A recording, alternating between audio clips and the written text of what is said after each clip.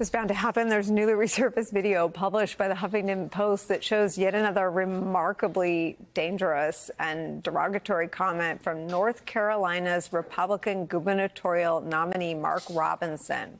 From the HuffPost reporting on this, quote, "I absolutely want to go back to the America where women could not vote," Robinson said in a newly resurfaced video of his remarks at a March 2020 event hosted by the Republican Women of Pitt County.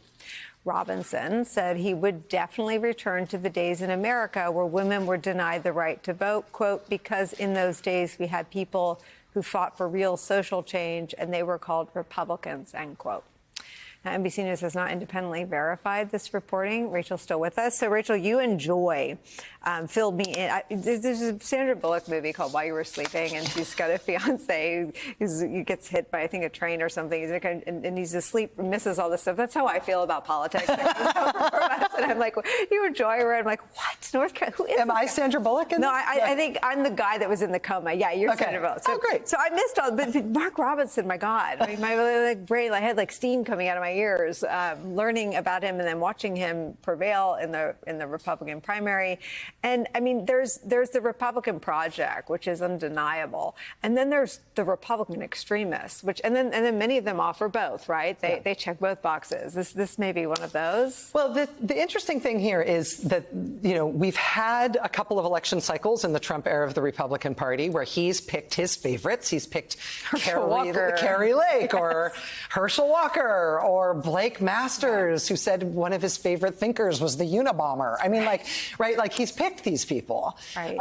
And with the exception of a few who got through, like J.D. Vance, who is just as out there as those guys, mostly the Republican Party paid for letting Donald Trump do their candidate selection process. Right. But they didn't learn anything from that at all. They're just continuing to go with it, including Trump himself. So when it comes to the Republicans picking Trump's candidates, we have plenty of track record of him picking people who are unelectable. And in a state that's as closely divided as North Carolina, I think that Mark Robinson is a disaster. I think he's, his comments about wanting women not to vote and his comments about LGBTQ people being filth and his comments about the Holocaust being hogwash and all this stuff, sort of on the range between amazing and dangerous. But I think North Carolina is a sane state and probably will not want to pick him as their governor. The real question with Robinson is whether he is so toxic and such a bad choice that it helps put North Carolina back in the Democrats' reach column, for the presidential. Yeah.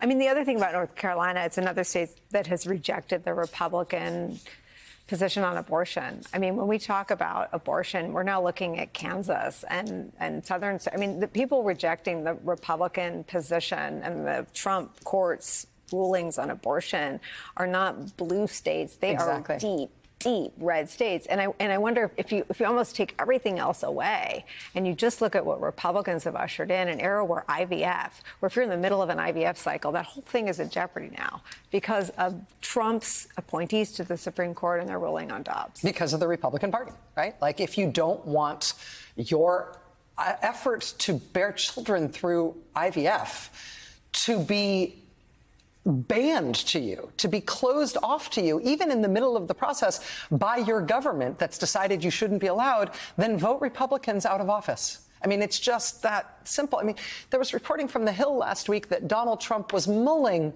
whether our national abortion ban was going to be 15 weeks or 16 weeks. He's looking for a number he likes. He likes 16 because it's sounds round. Yeah. But 15 also has a 5, and that's kind of a nice number. And he was like, and so if you like the idea that your fundamental rights, like some of the most fundamental decisions you will ever make in your life with massive relational consequences, massive consequences, intergenerational consequences for your family, huge economic consequences. The basic freedoms of your life should be decided by Donald Trump deciding which number he thinks looks prettier when it's embroidered on a hat. Then elect the Republican Party. But if you don't like that idea, then make sure Republicans are voted out everywhere. Every single state that has voted on abortion bans since the Trump-appointed justices allowed the Supreme Court to overturn Roe versus Wade, every single state, including the deepest red states, have not only voted abortion bans down, they have lost hand over fist. They've lost by huge numbers. There isn't a single state in the country where people in a free and fair election on a clear question would vote for an abortion ban.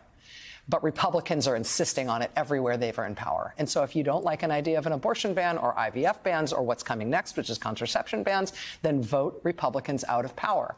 Otherwise, that's what you're going to be stuck with.